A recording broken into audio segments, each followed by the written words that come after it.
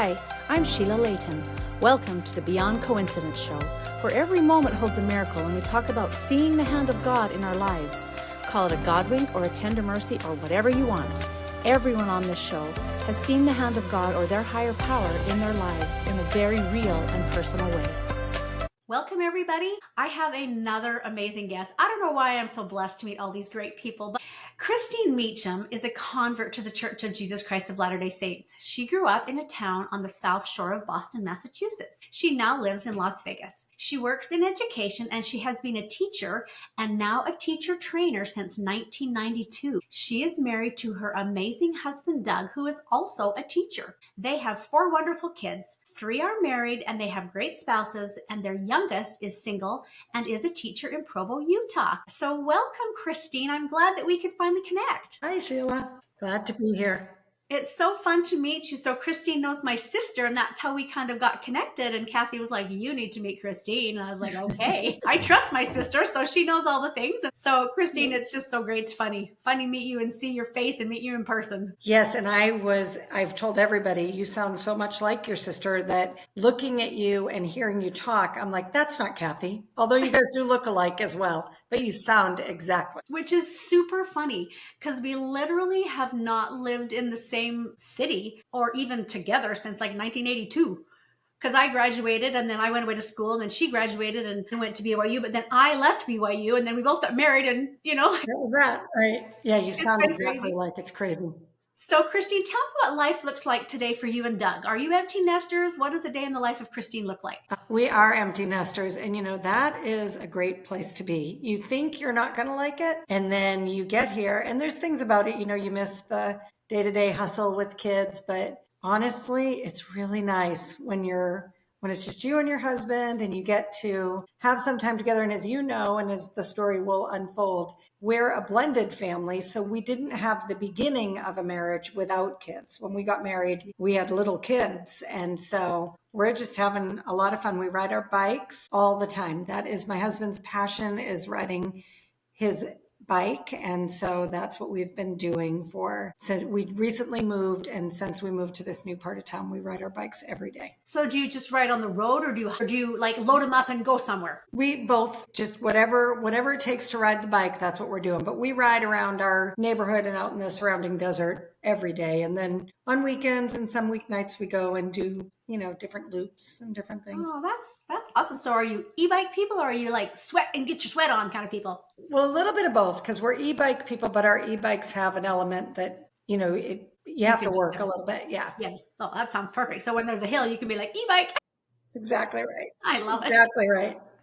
Okay. So Christine, tell me, let's go back to growing up in Boston. What was that like? How many kids in the family? Where did you fit in? Did religion play a part? Just let's get into that for a minute, so we can learn about you and who you are. All of it. So I am the youngest in a family. I have 4 brothers, but my parents were Catholic, or we were Catholic growing up, and pretty Catholic. Like I went to Catholic school. So we were active in our parish and in our community. I felt connected to that. I felt like that was part of who I was. And you're the only girl. Only girl. And my mom being so if you don't know, in Catholicism, for many, many years, women didn't use any birth control. So my mom was pregnant 13 times. So only 4 of my brothers lived to adulthood, but my mom there was 7 other children that were either born and died shortly after birth or were stillborn. So she actually gave birth to them all, and they just either didn't live long or were stillborn. So I'm the youngest. So if I have this right, some of them were like late-term miscarriages. Okay. So yeah. Still, that's very traumatic. Holy cow. Poor lady. Yeah. My oldest brother, Michael, was born and lived to be 4 months old and then suffered crib death. So faith was a big, big part of who my mom was. My mom was fond of saying, because in Catholicism, God he's a spirit being. So my mom used to say, if God has a lap, my children are sitting on it waiting for me to get back to them. Oh, that's beautiful. Sweet. Yeah. Yeah. So a great deal of faith among my parents as I grew up, like so many, I guess, young people in any religion, but certainly my experience with Catholicism is so many of my friends were Catholic because their parents made them go to church. And that was me and all of my brothers. Like we went to church, we did all the things. But as far as when I moved into adulthood or even into college, I didn't attend church at all. I didn't really think much about church, but I still very much, if somebody asked me, I would have said, oh, I'm Catholic.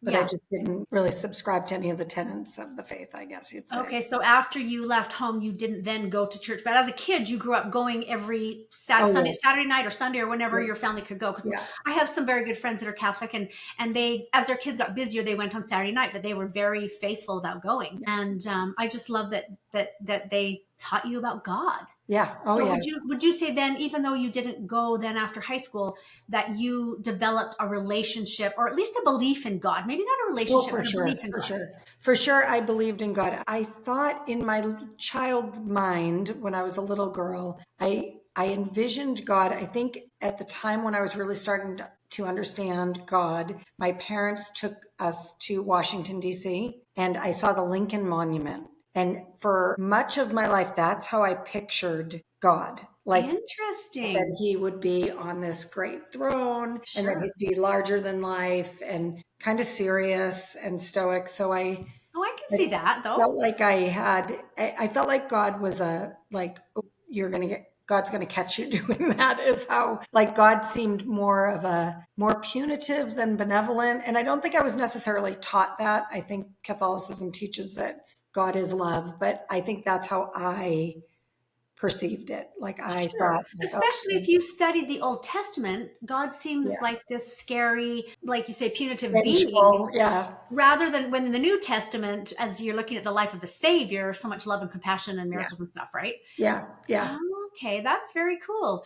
So off you went to college, and then what happened with spirituality and religion? You just didn't go. So honestly, nothing. So I was married. I ended up being a single mom. My kids were baptized in the Catholic Church when I went to Massachusetts. Like I'd go to visit my parents, and they were baptized. And for a short time, when I was young and single, I thought like, oh, I'm going to get back to church. And so I went to a local Catholic church, and it was fine. Where It was were you living after you? So after you Las left your, Vegas. Yeah. oh, you came right to Yeah. Las Vegas. So you So I came west. graduated from college in Massachusetts and Oh, then you I did. moved west. So in the early 80s, there weren't a lot of teaching jobs in the East. And I actually had two brothers that were living in Las Vegas selling real estate, which was a big market here at the time. So they said, come out here. There's teaching jobs abound. So my intention was to come and spend a year and, And were you married at that point when you came? I got married when I was here.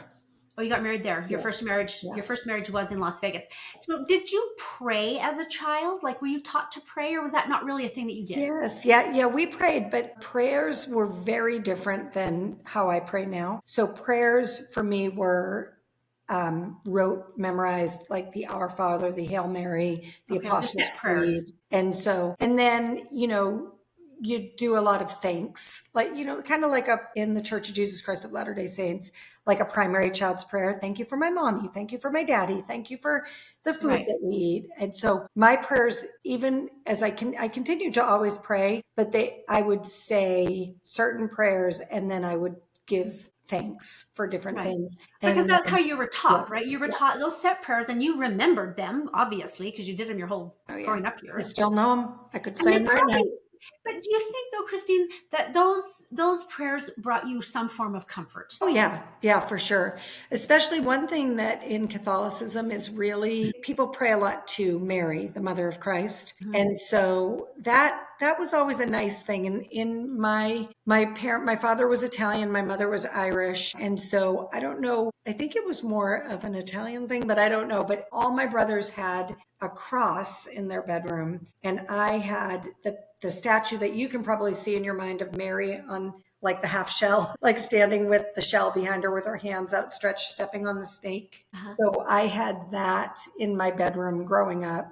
Like and that seemed to be pretty common among all my girlfriends that the girls had the statue of Mary in their room and the boys would have a crucifix in their room. Interesting. And I Okay. don't know if that was just something that I noticed and isn't a culturally significant thing, but I think it must have been. Yeah. Oh, very interesting. Yeah. Okay, so so you went to college, you moved to Las Vegas, still just sort of not really active in any religion, but you still believed in God, Yeah. right? Yeah. So now we're in Las Vegas. So you met a guy and who, like, if you want to talk about your first husband for a Yeah. second, So he was from New England as well. So we met in New England. So that it was just kind of a kooky story, but suffice to say that didn't end well. So I ended up a single mom with two little kids at a pretty young age. I was 30. And so I had two little children and was a single mom. And I'm a school teacher at the time. And so that's kind of where the story starts, where religion started to really impact my life, I guess I would say. And so you were a teacher, and did you have students? Is that what it was? Students that remember the Church of Yeah. Jesus Christ of Latter-day Saints? So were you an elementary school teacher, or what grades did you teach? Yeah, so I've taught all the grades, but at this time in my life, I was an elementary school teacher. So first, when I was first teaching, I taught in a area or town that was a little bit like socioeconomically like more disadvantaged. And I remember in that class having a little girl who had some significant like challenges in her life, but she had grandparents that were always around and always coming to all the things that we did. Talking with the little girl, she was only in like third grade. She knew that her grandparents were very active in the Church of Jesus Christ of Latter-day Saints. And I remember I have some real strong memories of thinking like what great grandparents they are, because the mother and father of this little girl struggled, I think, to live a normal life. I think they probably were involved in some drugs and things that made life hard for them. I don't think they had consistent work or anything like that. But this little girl seemed to have a really strong connection to the grandparents who I remember being very intrigued and impressed by her grandparents and how much they cared, not only about this little girl, but also about the well-being of the parents who clearly weren't making like the best choices in the world, but they just loved them. And it was evident to me. So that was like my first little, and I was like, oh, they're at the time, they're Mormons. Like I didn't Right. know. And had you experienced anyone of that faith in New England? Donnie and Marie, that was That was really, it for you. But then when you moved to Las Vegas, you had met or at least heard yes. of the church. Oh, yeah, yeah. Right. Pretty quickly in my first few years in Las Vegas, I met girls that I taught with. I had two really great girls that I taught with that had both served missions. And so they spoke Okay. Spanish. We were in a school with a lot of Spanish speaking students. And I was actually like there was a whole bunch of new teachers, and I was like the little gopher would be eating lunch and they'd say, Christine, like the girls from Philly and from New York would be like, Christine, go ask those Mormon girls this question. I'd be like, all right, I'll go ask them. And luckily those friends would be like, yeah, we'll tell you whatever you want to know. So they were great missionaries, but we were all just young and working and, doing our things. So then as time went on, I had moved schools, and I had a student who gave me a Book of Mormon. And those kids, man, I had a whole bunch of LDS kids that year. They were all from the same ward, or a whole bunch of them were. And they invited me to everything. Like the kids and their parents would be like, we have a primary program. We have an activity this night. We have this, we have that. Was this still like third grade that you were teaching, or had you got the old? It was first and second. So they were little. So they were little. Yeah. And it was a first, second grade combo. So these kids just became like everything. So at this time, I'm a single mom. Right. I might get a little emotional now. And I remember thinking, what do I have to do to make my kids be like those kids, those Mormon kids? Like that's all I would think about. Like what do they have? Like they have something. And I know I don't have it, but I want my kids to have that. Like it was so decidedly different. And it's hard for How me old were your kids at that time? So Joey was probably, my oldest was 5, and my daughter was maybe 2 when he was 5. So they were little still. Little. And I remember always thinking, like, what do they have? And it was and it's hard to talk about that now because I am LDS, and I don't want people to think like LDS kids are just so much better, because we know kids are kids. And Exactly. But you just noticed something about them that was a little bit different. yeah, just like that little girl who had a very difficult situation, and her parents were in a difficult situation, but there was something different about their structure of their family. And I There's thought, some light that she had. yeah, and exactly. And I thought, gee, I want that in my kids. So this went on, and I became really good friends with a couple women, and then subsequently their husbands and their kids, and my kids all became really good friends. And so then started can the missionaries come to your house? Like, let's have the missionaries over. And so this became like an ongoing thing. This went on, Sheila, for a long time. Like, I was like, no, I'm Catholic. I know that missionaries always tell me that is the bane of their existence when they meet somebody who's Catholic, because But you were actually practiced Catholicism for all of your growing up years. yeah, Some people say I'm Catholic and they go Easter and Christmas, but you actually went. yeah. Did you feel like if I take the missionary lessons, I'm betraying my parents or childhood or anything? No, Did you have those feelings or no? maybe a little bit. Like, I think it was more, I just didn't necessarily think I needed religion in my life. Like, I thought, like, what I need from religion, I get from Catholicism. And I didn't really know there was more to explore. So that's kind of what started that whole situation. And so this went on for a long time, and I became closer and closer with this group of women. So you told them no. So it wasn't like you went on and had missionary discussions for years. You just said, no, I'm not interested. No, I'm not interested. I'd say, sure, they can come over. I'll cook them dinner, and I'll listen. I know they need to, I'm a teacher. So I was like, these young men, it seemed like always. And it was before there were rules about the young men being alone in the home so I'd be like, sure, they can come over, and eat dinner. And so they would come over and visit, and they'd, I feel like, all the LDS movies where they sneak in the lesson during a prayer. Right. I was probably that person. Like, they were trying to sneak it in. And yeah, the missionaries would somehow always be, whenever I was having dinner with friends, like, oh, and the missionaries are coming too, And so it was very thinly veiled, but it was definitely an effort. But I need to say this, because I think this is important. But these men and women were my friends despite that.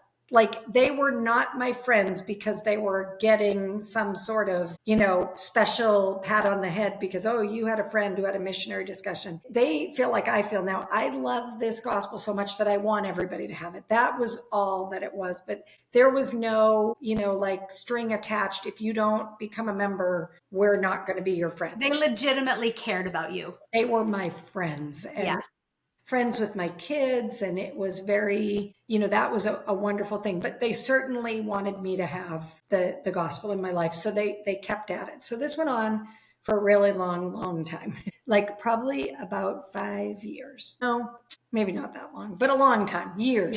Yeah, years. So while all this is going on, along comes this set of missionaries. And I remember them, like, they would come and help in my classroom. They were, because that was back when they could. Yeah. And so I really, really loved this set of missionaries. And one of them in particular was the one, like, when he taught me, I don't know how else to explain it other than he, like, brought the Spirit straight to my heart. Like, I was like, this is true. I remember where we were sitting. I remember it all. And I remember the words he was saying. And I knew this is true. And I need to do this. He was your missionary to touch your heart. Yeah, he was my missionary. There's no other way to say it. And so this elder, 6'5", I don't know, like, he was just this wonderful young kid. So he taught me, and I knew it was true. But I still was in the world. And so he wasn't the one who baptized me.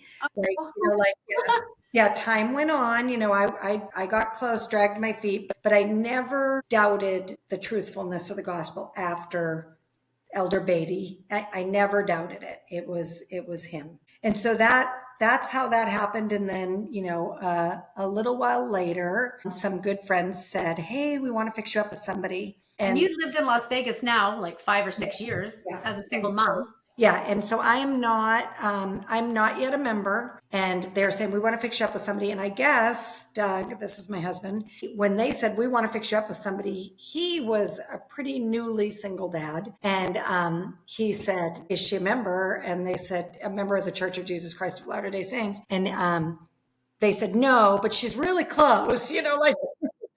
And he had a couple of children as well. He did. He had two kids, and they were little. And he said, nah, I'm not interested unless she's a member. So a full year goes by, And I have since joined the church. So after I joined the church, those same group of girlfriends, or the same girlfriend, called him and said, "She's a member now. Will you take her out?" And so, because they just thought you guys would hit it off, did they? yeah. Yeah. And so we went out, and the poor guy, our first date was with Meg and I, and then these friends and their husbands. And at the time, the husbands were my bishop, my stake president, one of his counselors, and then another, fella who was in these real big leadership roles. I don't realize that because I'm a brand new member. I don't realize the importance of, the significance of these leadership roles. And I remember Doug leaned over to me and said, "Do you do this to everybody you go on a date with? Like, do you take your whole ecclesiastic leadership with you to give the nod?" But the funny thing was they're the ones who fixed me up with him. So I guess I already had the nod, Yeah. He's a good guy. You're okay. He's a good guy. We like him. So all of that happens. And so we, after a little while, we hit it off. We decided to be married. So we were married 1 year after I joined the Church of Jesus Christ of Latter-day Saints, and we were married in the Las Vegas temple at the time. And so my numbers might have been a little off with how old my kids were when I was teaching, but our oldest was 8, and then 9, and then our older daughter was 7, and we had a 6-year-old and a 5-year-old. Okay, so they were 9, 8, 7, 6 kind of when you got 9, married? 7, 6, 5.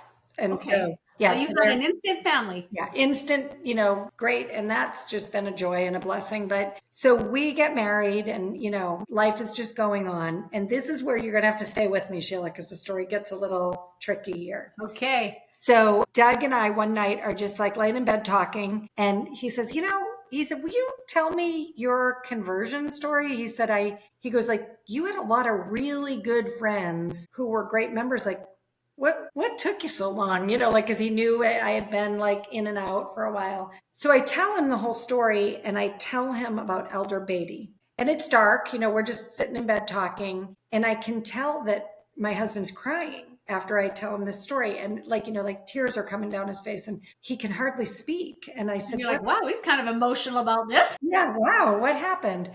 So he proceeds to tell me his story. So he, he was married. He did like all the things that you'd say an LDS boy, a Latter-day Saint, is supposed to do. He, went to BYU. He went on a mission. He married in the temple. He did all the things. And he found himself a single dad and didn't want to be one. His ex-wife didn't want to be married anymore to him. And so she had left him with the kids. And it was a hard thing for him because I guess at the time that she had asked him that she wanted to move on, she wanted a divorce, he said no, we can't get divorced. We have to fix this. And because we've got 2 little teeny tiny. They were like little, like 1 and 2 or 1 and 3 or something. They were 1 and 2 when they split up. Wow. So he took very seriously like the covenants that he had made with the Lord at marriage and with her. And that's not to say she didn't also take those things seriously. She did, but their marriage had ended, and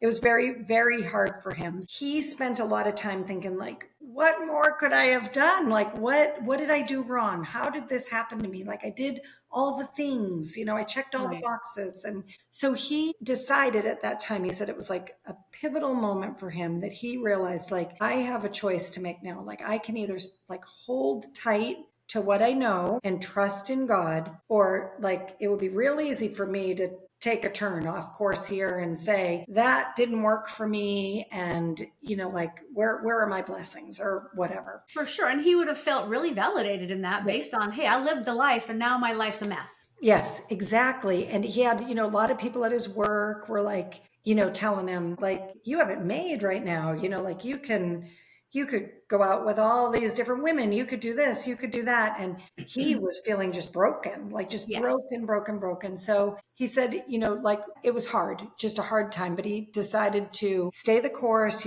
keep attending the temple as a patron. He, kept going in his callings. And so one such calling is in our church is the mission leader. And so you help with the local missionary effort, but part of that is you work with the missionaries from all over the world who are assigned to your ward, which is your congregation.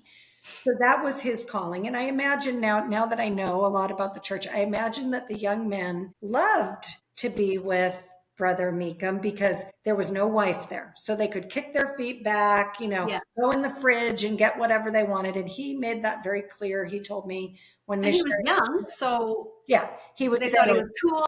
if you're hungry, get what you want out of the fridge. I'm not your mom. Like, you don't have to ask.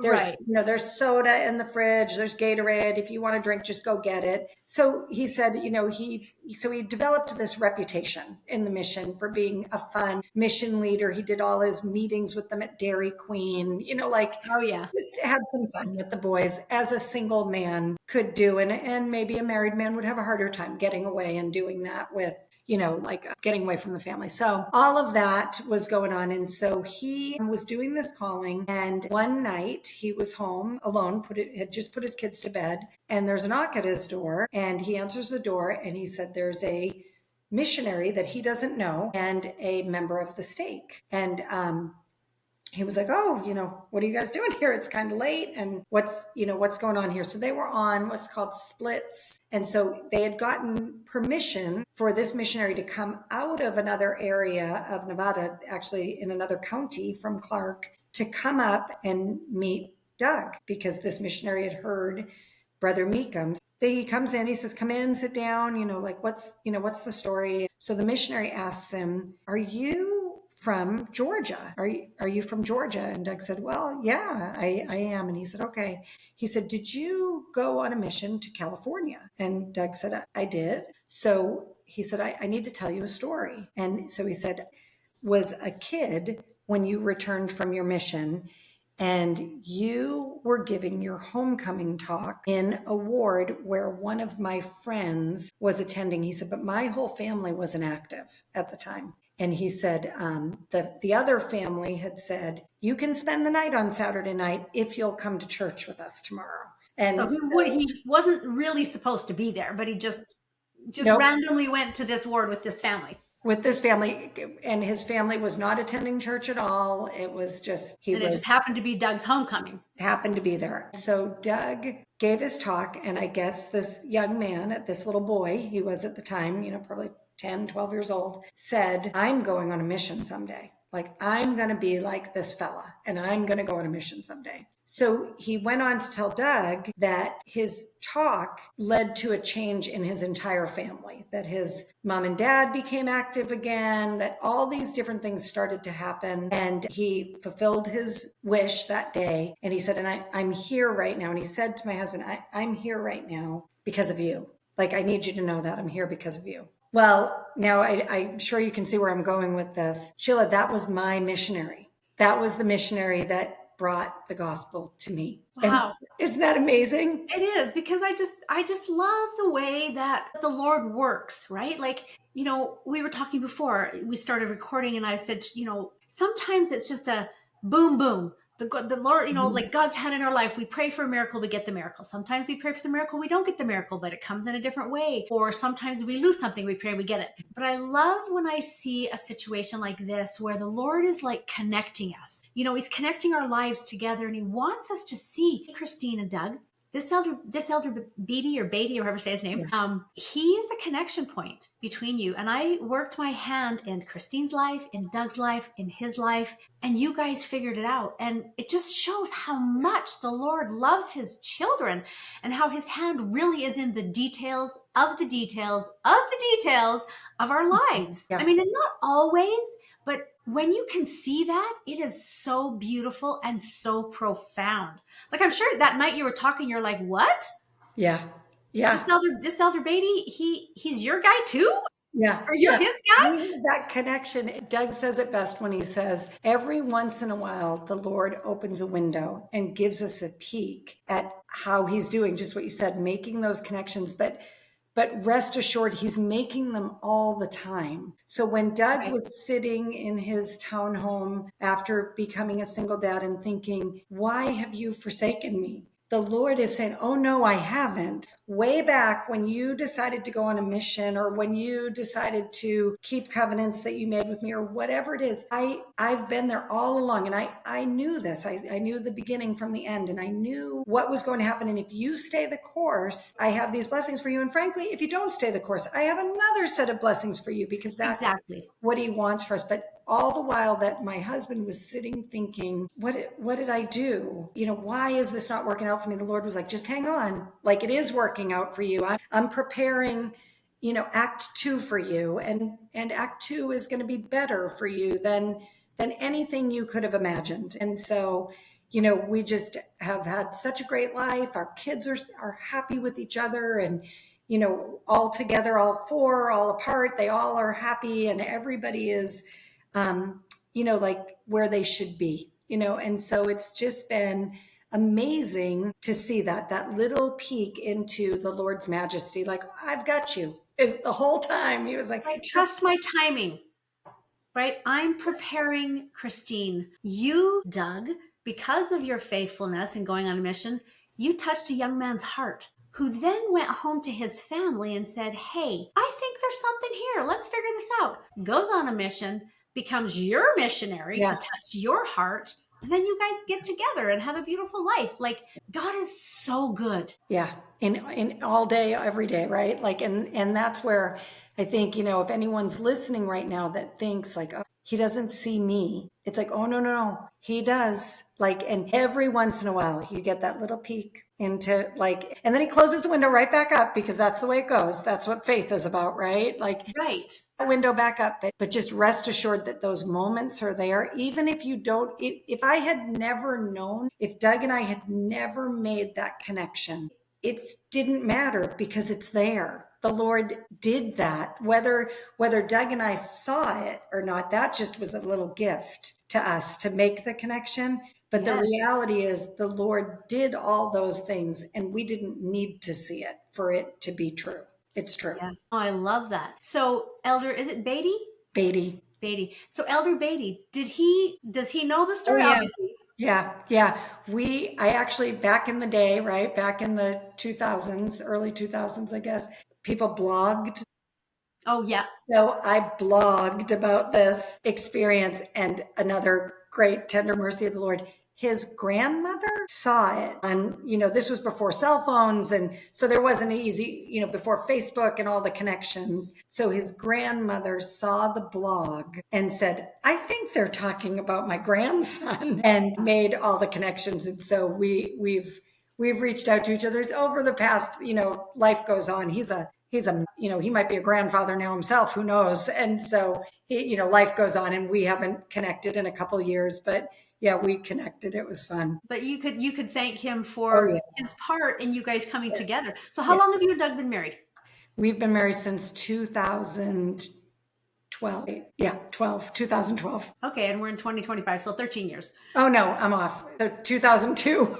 Oh, two. So you're looking at 23 years. I'm like, wait, no, we've been married for a long time. Yeah. You're like, wait, your kids are grown up, so you have grandkids. How did that work? So no, 2002. I'm trying to do the dates in my head. 10/12/02.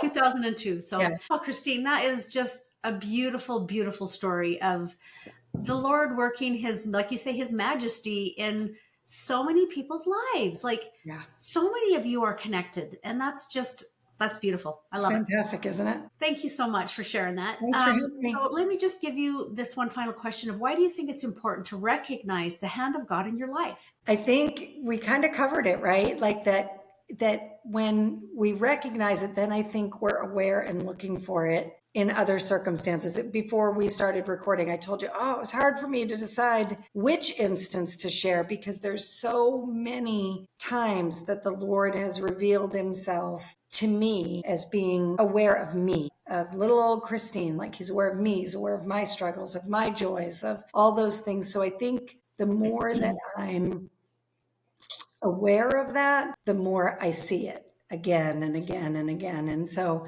I think, if you're listening, you're having a hard time, just find one little thing where the Lord is, where you say, oh yeah, that, like you say in your introduction, a God wink or a tender mercy or whatever you want to call it. Recognize that one thing, and then look for those things every day, because they're there. They're everywhere.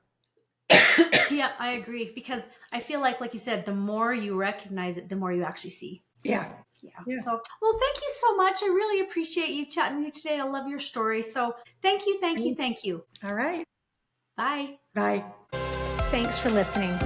If If you have an experience where you have seen the hand of God or your higher power in your life, I want to hear about it. Please send an email to Sheila@beyondcoincidence.com. Have a great day.